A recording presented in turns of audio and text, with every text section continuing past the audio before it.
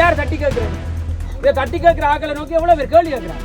யாரை நோக்கி கேள்வி கேட்கணும்? அதிகாரத்தையும் இந்த அரசாங்கத்தையும் நீதிக்கு முரணா செயற்பட்டவர்களை நோக்கி தான் கேள்வி இருக்கணும். எப்போது கேள்விகள் யாரை நோக்கி கேட்கப்படுது? போராடுற மக்களையும் பாதிக்கப்பட்ட மக்களையும்.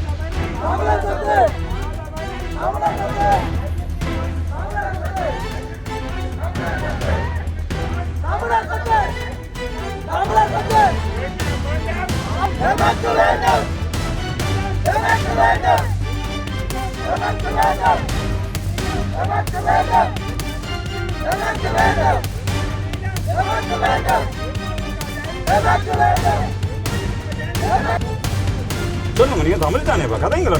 ஊடகத்தை நீங்க உள்ளுக்க விடுவீங்களா விட மாட்டீங்களா? ஊடக அடக்குமுறையா நீங்க ஒடுக்குறீங்களா? ஊடகத்தை தான் கேட்குறேன். இல்லை, நாங்க ஊடகமாப்பா. அவங்கள கோயில் அவங்களோட நிர்வாகம்.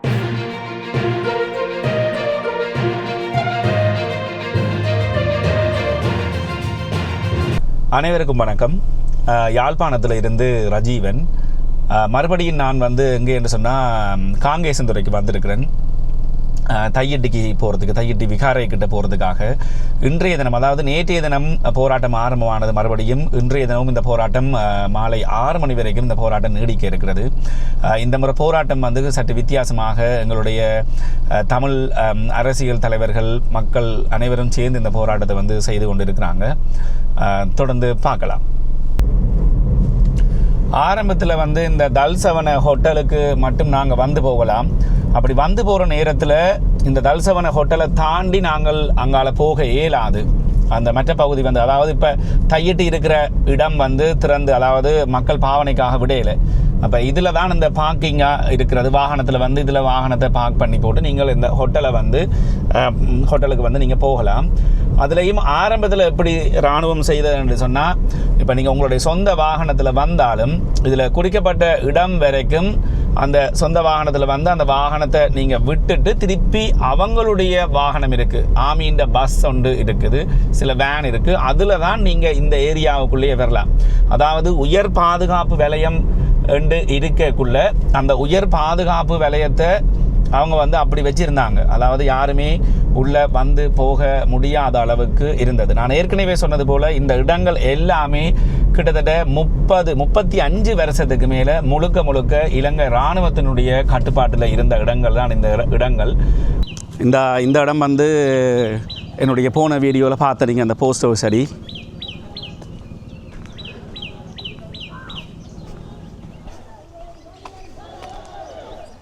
இந்த அதில் பார்த்தீங்கன்னு சொன்னால் கவன ஈர்ப்பு போராட்டம் செஞ்சு கொண்டிருக்கிறாங்க.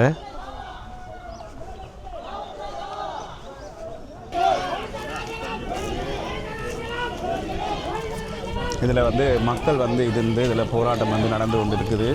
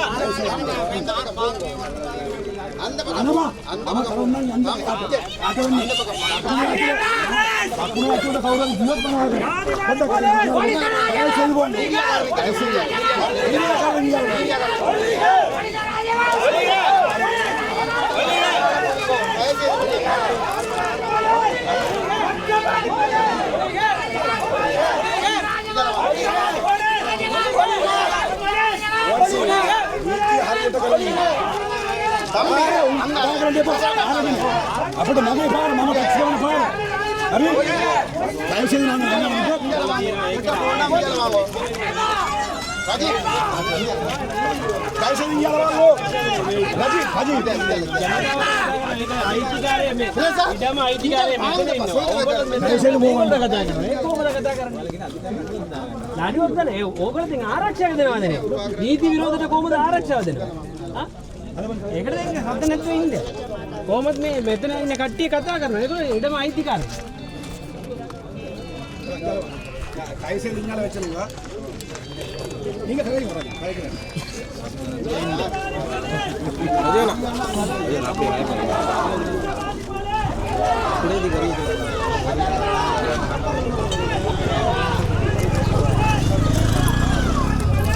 இது தம்பி चलो கைசே அண்ணால போங்க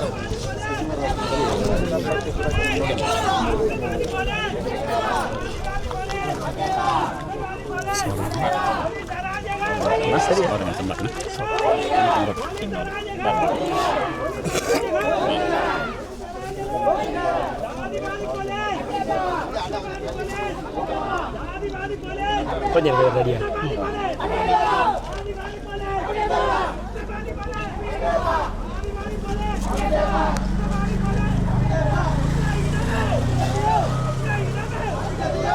அனைவருக்கும் வணக்கம் அனைவருக்கும் வணக்கம் நான் ராஜ்குமார் ராஜீவ்காந்த் மக்கள் போராட்ட முன்னணியினுடைய தேசிய நிறைவேற்றுக்குழு உறுப்பினர் நாங்கள் கடந்த சில நாட்களுக்கு முன்பாக ஒரு ஊடக சந்திப்பை நிகழ்த்தி நமது கட்சியின் சார்பாக தையிட்டியில் கட்டப்பட்டுள்ள சட்டத்துக்கு முரணான இந்த விகாரை அகற்றப்பட்டு தையிட்டியினுடைய இந்த நிலத்திற்கு உரிமையான மக்களிடம் அந்த நிலம் ஒப்படைக்கப்பட வேண்டும். தொடர்ந்து பௌத்த பேரினவாதத்தினால் பல ஆண்டு காலமாக பல மோசமான பாதிப்புகளை சந்தித்து கொண்டிருக்கும் வடக்கு கிழக்கு தமிழ் மக்களுக்கு ஒரு விடிவு பெற வேண்டும்.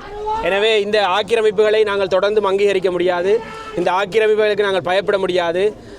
அனுரவின் அரசும் தொடர்ச்சியாக இந்த ஆக்கிரமிப்பிற்கு தனது ஆதரவு போக்கை வழங்கி கொண்டிருப்பதை நாங்கள் பார்த்து கொண்டிருக்கின்றோம். எனவே இவற்றுக்கு எதிராக இங்கு ஒரு போராட்டம் இடம்பெற்று கொண்டிருக்கின்றது. நீண்ட காலமாக மக்கள் போராடி கொண்டிருக்கின்றார்கள். அதற்கு நாங்கள் பூரணமான எங்களுடைய ஆதரவை வழங்குகின்றோம். அது மட்டுமல்ல, இன்று இந்த விகாரையினுடைய அகற்றம் தொடர்பாக பலரும் பல்வேறு கருத்துக்களை கூறி வருகின்றார்கள். ஒரு விடயத்தை நான் தெளிவுபடுத்த விரும்புகின்றேன். ஒரு விகாரை அகற்ற முடியாது, விகாரை கட்டுப்பட்டு விட்டது என்றெல்லாம் பலர் கூறுகின்றார்கள். ஆனால் தென்னிலங்கையில் பல நூற்றுக்கணக்கான விகாரைகள் நீர்ப்பாசன விடயங்களுக்காகவும் பெருந்தெருக்கள் அபிவிருத்திகளுக்காகவும் இடித்தளிக்கப்பட்டிருக்கின்றது. அதனுடைய ஆதாரத்தை நாங்கள் வைத்திருக்கின்றோம்.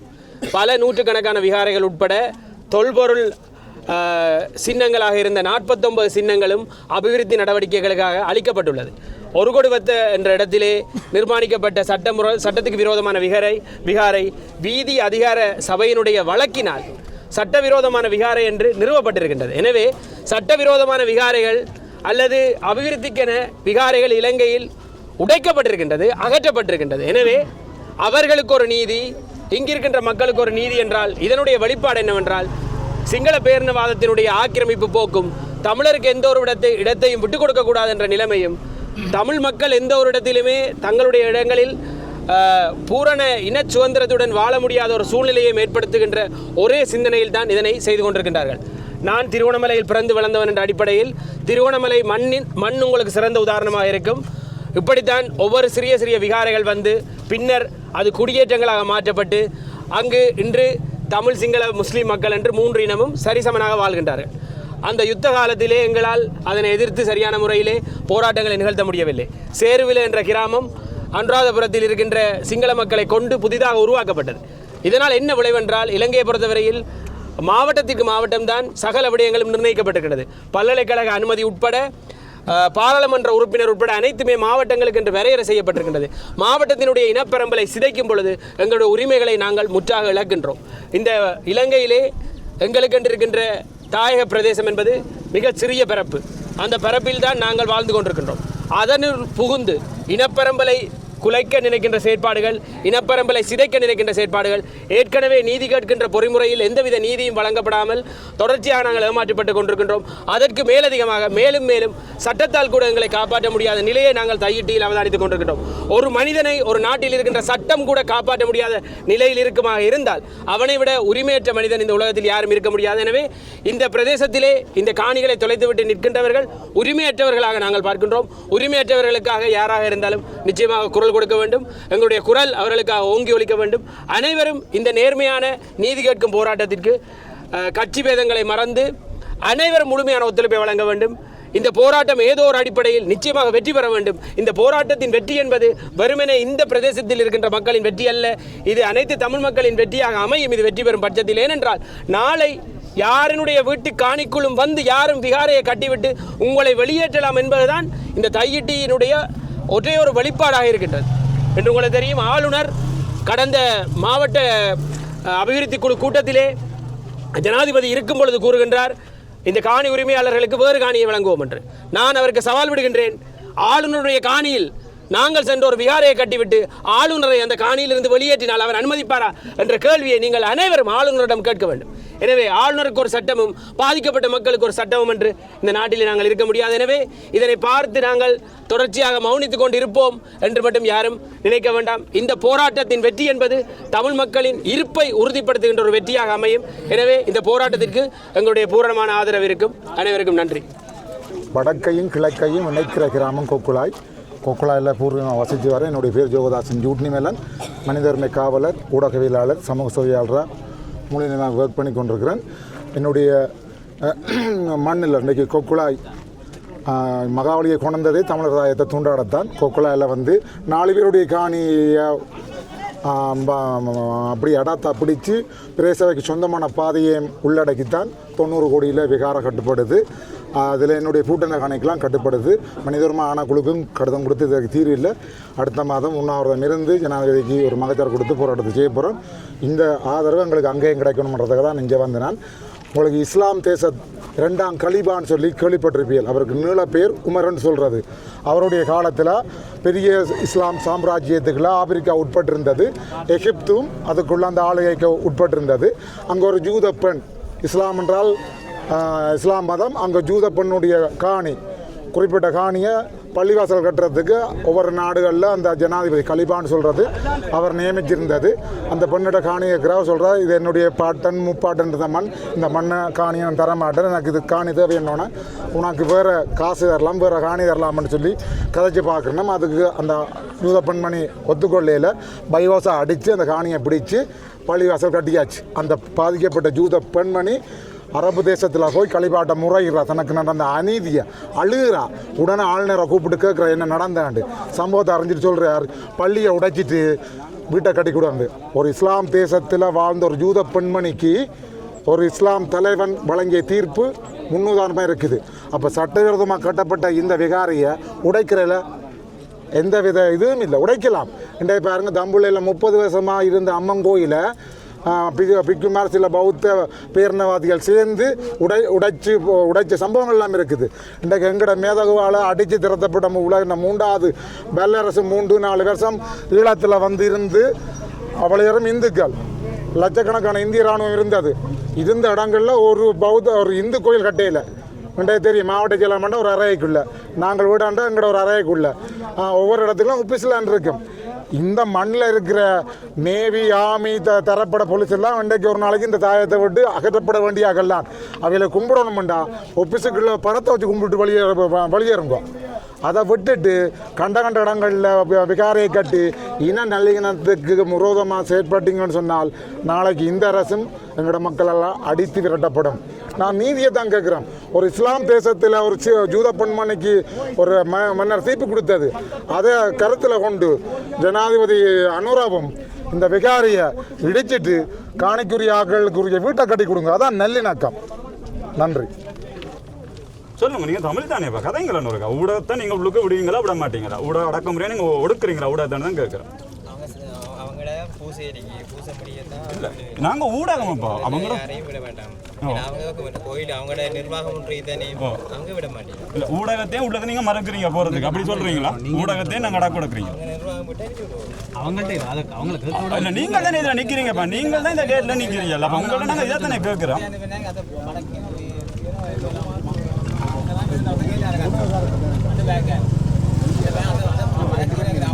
ஊடகத்தை நீங்க உள்ளுக்கு விடலாம் தானே? ஏன் இன்றைக்கு விடையலான்னு தான் கேட்குறேன். இப்போ இது வந்து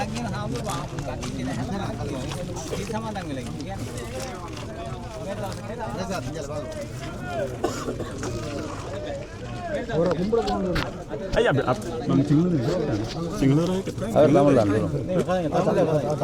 ஏன் எங்களை விட மாட்டானே இந்த வேணும் ஊடகத்தை உள்ளுக்கு விடுறீங்களான்னு தான் கேட்குறேன். நீங்க ஊடகத்தை விடலாம் தானே உள்ளுக்கு எல்லா இடத்தையும் ஊடகத்துக்கு தான் நீங்க முதலிடம் சொல்றீங்க. அப்போ ஊடகத்தை விடலாம் தானே.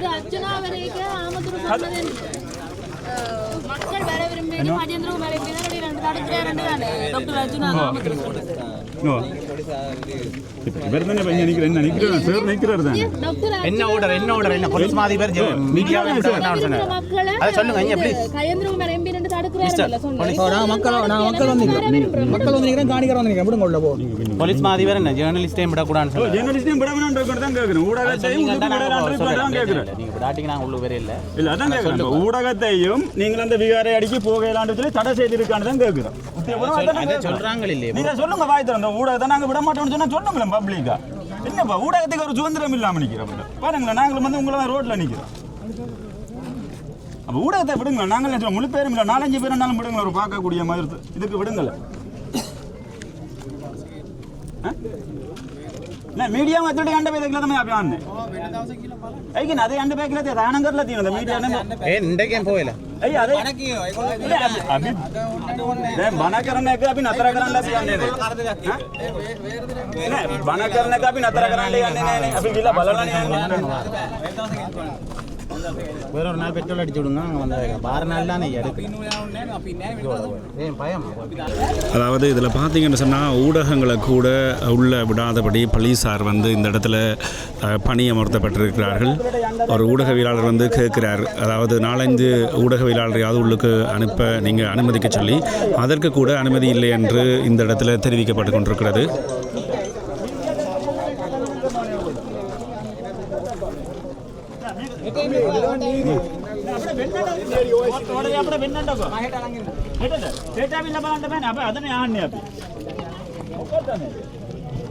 मीडिया कटी तरह बयान लगे तावना कर लदी नोना मेरे मुका था मैं अपना मारे यंदा जन्नत है मिनुचरा कौन बोले यंदा देने अन्ने अन्ने नीति आती है नोने लंगा एक नीति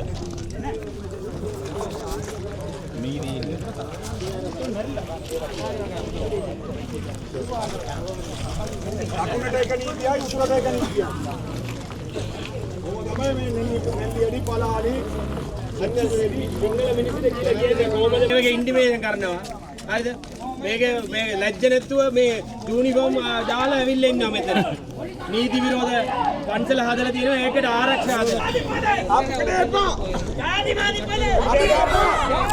இப்போ வந்து பார்த்தீங்கன்னு சொன்னால் இங்கே இப்போ ஒரு 12:30 மணி ஆகுது. இந்த வெயிலை பார்த்தீங்கன்னு சொன்னால் அந்த அளவுக்கு இருக்குது. இந்த வெயிலை வந்து பொருட்படுத்தாமல் இந்த வெயிலுக்குள்ளே நின்று இந்த போராட்டங்களை வந்து பொதுமக்கள் செய்து கொண்டு வராங்க.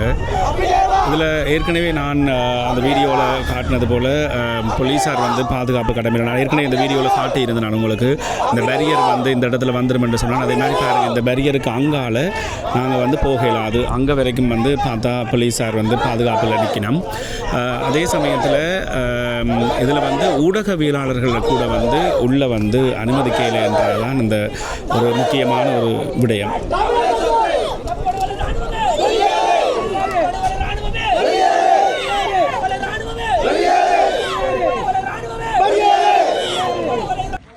யார் தட்டி கேட்கறது? இதை தட்டி கேட்கிற ஆக்களை நோக்கி எவ்வளவு பேர் கேள்வி கேட்கிறாங்க? யாரை நோக்கி கேள்வி கேட்கணும்? அதிகாரத்தையும் இந்த அரசாங்கத்தையும் நீதிக்கு முரணா செயற்பட்டவர்களை நோக்கி தான் கேள்வி இருக்கணும். இப்போ கேள்விகள் யாரை நோக்கி கேட்கப்படுது? போராடுற மக்களையும் பாதிக்கப்பட்ட மக்களையும். ஸோ தயவு செய்து இந்த ஊடக துறையில் இருக்கக்கூடிய நண்பர்கள், ஆதரவாளர்கள் இந்த விடயங்களை எடுத்து செல்லுங்க. குறிப்பாக இந்த யாழ்ப்பாணத்தில் இருக்கக்கூடிய வெரளிகள், பாராளுமன்ற உறுப்பினராக இருக்கக்கூடிய வெரளி கூட்டங்கள்கிட்ட காணேக்கில் இந்த விஷயங்களை எடுத்து உண்மையாக நீங்கள் சொல்லணும். வேணண்டா இது ஒரு இனி இல்லைன்னா மோசமான ஒரு ஆக்கிரமிப்பும் அராஜகம்.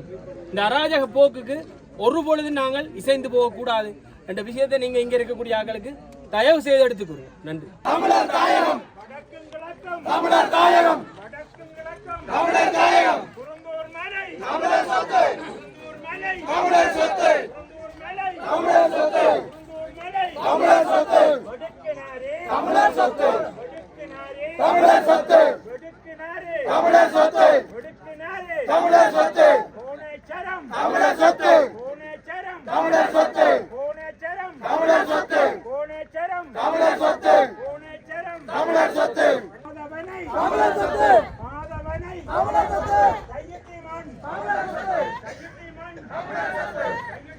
தமிழர் சொத்து தமிழர் சொத்து வேண்டாம் வேண்டாம் எமக்கு வேண்டும் எமக்கு வேண்டும் எமக்கு வேண்டும் எமக்கு வேண்டும் எமக்கு வேண்டும் எமக்கு வேண்டும் எமக்கு வேண்டும்